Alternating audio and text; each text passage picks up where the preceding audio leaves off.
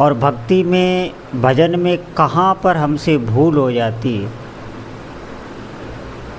कौन सा ऐसा भ्रम हो जाता है, उस भ्रम में ही हम जीते रहते हैं। ध्यान देंगे, बहुत महत्वपूर्ण विषय है और ये कड़वी दवा है।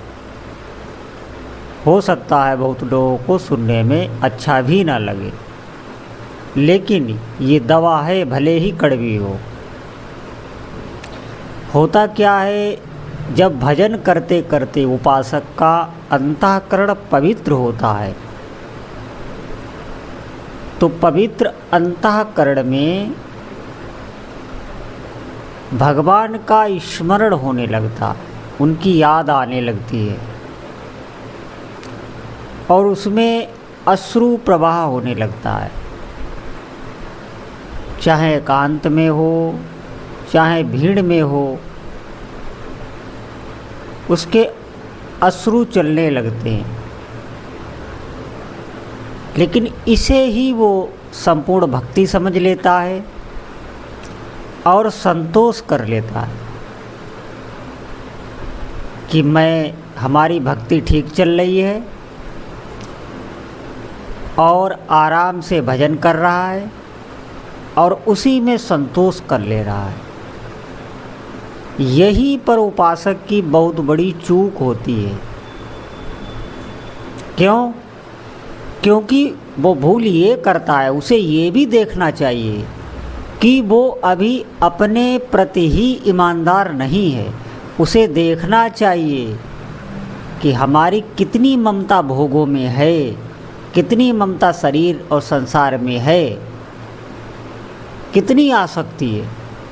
उसे ये देखना चाहिए, तब संतोष करना चाहिए।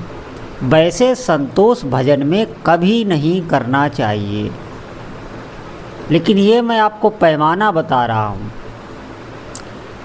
कि भक्ति का प्रथम लक्षण यही है कि जितनी भक्ति बढ़ेगी उतना ही शरीर संसार से वैराग्य भी होगा, विषयों से भोगों से मन हटेगा स्वाभाविक ही। हम ऐसा नहीं कह रहे हैं, ये पवित्र अंतःकरण का लक्षण है कि भगवान की याद में रोना, भगवान के विग्रह के आगे रोना, अश्रु बहाना, लेकिन इसमें संतोष कर लेना, अब भक्ति की हानि हो जाएगी निश्चित ही। कोई कितना भी साधक भजन करता हो, अगर उसे अपने जीवन में भजन में संतोष है और ये लग रहा है मेरी भक्ति ठीक चल रही है, हमें भगवत प्राप्ति होगी, तो ये बहुत बड़ी भूल है। भगवत प्राप्ति कोई खिलवाड़ नहीं है, ये ध्यान रखें आप। समस्त शरीर संसार से हर जगह से आपकी वृत्ति हट जाएगी, आपको वैराग्य हो जाएगा, घोर वैराग्य हो जाएगा अपने इस शरीर से भी। तब आपके भीतर जो विरह है, जो आपका रुदन है, वो प्रकट होगा। असली रोना तभी प्रारंभ होता है जब उसे इस संसार में कोई अपना नहीं लगता, सिर्फ अपने उपास्य देव के अतिरिक्त। ये ध्यान रखना, वहीं से विरह आरंभ होता है। कोई भी विषय अच्छा नहीं लगेगा, कोई भी व्यक्ति, वस्तु, स्थान, हर जगह से उसे वैराग्य। और ये वैराग्य भीतर से ही नहीं, बाहर से भी आप समझ पाएंगे। ऐसा नहीं है कि वो कहता रहे कि हमें वैराग्य है, बाहर से सभी विषयों का उपभोग कर रहा है और वैरागी है, ऐसा नहीं है।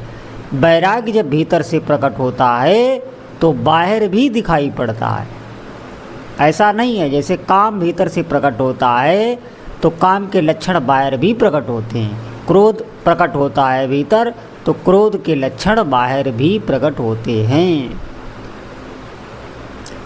तो संतोष हमारे कहने का मतलब है, भजन में, नाम जप में कभी भी संतोष नहीं करना चाहिए। और अगर संतोष हो रहा है तो आप देख लीजिए, आपसे कोई न कोई अपराध हो गया है, आप माया के आकर्षण में आ चुके हैं।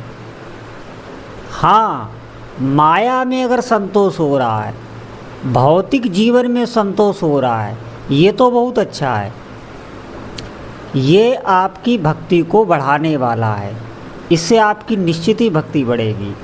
लेकिन भजन में आप संतुष्ट हैं और अपना नियम पूरा करके और जो भी दिनचर्या है वो पूरा कर रहे हैं, और भीतर ही भीतर आपका मन आपको जानने ही नहीं दे रहा है कि आप माया के आकर्षण में फंसे हुए हैं। आप अपने ही साक्षी ईमानदार नहीं हो पा रहे हैं, आपको ये मन ही धोखा दे रहा है। भक्ति का आपको ऐसा लग रहा है कि हमारी भक्ति बहुत ठीक चल रही है, बहुत श्रेष्ठ चल रही है, और उससे एक और दोष आ जाएगा, दूसरों में दोष दर्शन। ऐसे ही दोष पर दोष बढ़ते चले जाएं। निश्चित ही जो साधक भजन से असंतुष्ट रहता है, हमेशा व्याकुल रहता है कि हमारा भजन नहीं हो पा रहा, चिंतित रहता है, अधिक से अधिक भजन कर रहा है, लेकिन फिर भी उसे असंतोष है कि जैसा मैं चाह रहा हूँ वैसा भजन नहीं हो रहा है, ऐसा साधक ठीक चल रहा है। निश्चित मानिए उसकी रोज़ का रोज़ भजन भी बढ़ रहा है, संख्या भी बढ़ रही है। और रही वैराग्य की बात, तो वो भगवान की कृपा से स्वयं ही आ जाएगा। वैराग्य सोचकर साधक बहुत से डर भी जाते हैं, उन्हें लगता है भोगों में अधिक आसक्ति के कारण, अधिक मोह के कारण उन्हें ऐसा लगता है हमारा ये सब छूट जाएगा, फिर हमें सुख कहाँ मिलेगा। वो वैराग्य को दुख समझते हैं, ऐसा नहीं है। वैराग्य के साथ एक अद्भुत आनंद भी रहता है। और आप देख लेना किसी भी महापुरुष की छवि जो पीछे हो गए हैं अधिक वैरागी, उनके चेहरे पर आपको हमेशा मुस्कान ही मिलेगी। वैरागी को आप क्या समझते हैं? ये भक्ति महारानी का पुत्र है। भक्ति करते करते वैराग्य आवेगा, भक्ति करते करते ज्ञान आवेगा। ये दोनों भक्ति के ही पुत्र हैं, भक्ति के ही अंग हैं। वैराग्य भी भक्ति ही है, कोई अलग नहीं है। तो भक्ति करने का फल होता है वैराग्य, और वैराग्य से ही भगवत प्राप्ति होती है, क्योंकि बंधन का कारण आसक्ति ही है, राग ही है। इसीलिए साधक अपने प्रति ईमानदार रहें। हाँ, आपका अंतःकरण पवित्र है, आपके आंसू चलने लगते हैं, आप भगवान को देखकर रोने लगते हैं, अचानक ही आप रोने लगते हैं, लेकिन इसे आप श्रेष्ठ भक्ति मत समझ लेना। ये पवित्र अंतःकरण का लक्षण है। वो भी हमेशा पवित्र नहीं। फिर आप ये भी देखेंगे कि भीतर काम भी आ रहा है, आप ये भी देखेंगे कि भीतर क्रोध भी आ रहा है, आप ये भी देखेंगे कि दूसरों से ईर्ष्या भी हो रही है, ये भी सब होगा। तो अभी स्थिति ठीक नहीं है, ऐसा आप समझ लें। अभी स्थिति बिल्कुल ठीक नहीं है। जब आपको अपने में ही सभी दोष दिखें, अपने भीतर ही आपको ऐसा लगे कि मुझसे नीच कोई नहीं, जितना दोषी मैं हूँ, ये है पवित्र अंतःकरण का लक्षण। अब आप अपने एक सच्चे साक्षी बन गए। सच्चाई से आप अपने अंतःकरण का अब देख पा रहे हैं।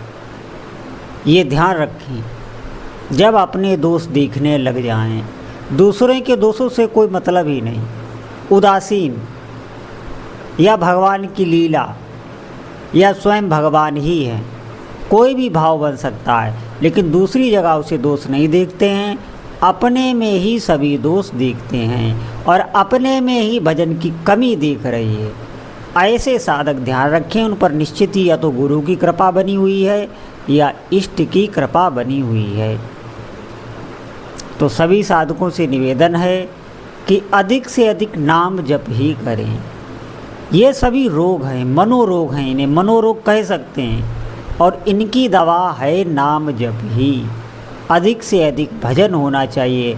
हमें ये बार बार देखना चाहिए कि वर्तमान समय में हमारा भजन कैसा चल रहा है। नाम भी तभी चलेगा जब आपका अंतःकरण पवित्र होगा और हमारे विकार कम हो रहे हैं कि नहीं, काम, क्रोध, लोभ, मोह, ईर्ष्या, द्वेष, राग ये सब कम हो रहे हैं कि नहीं।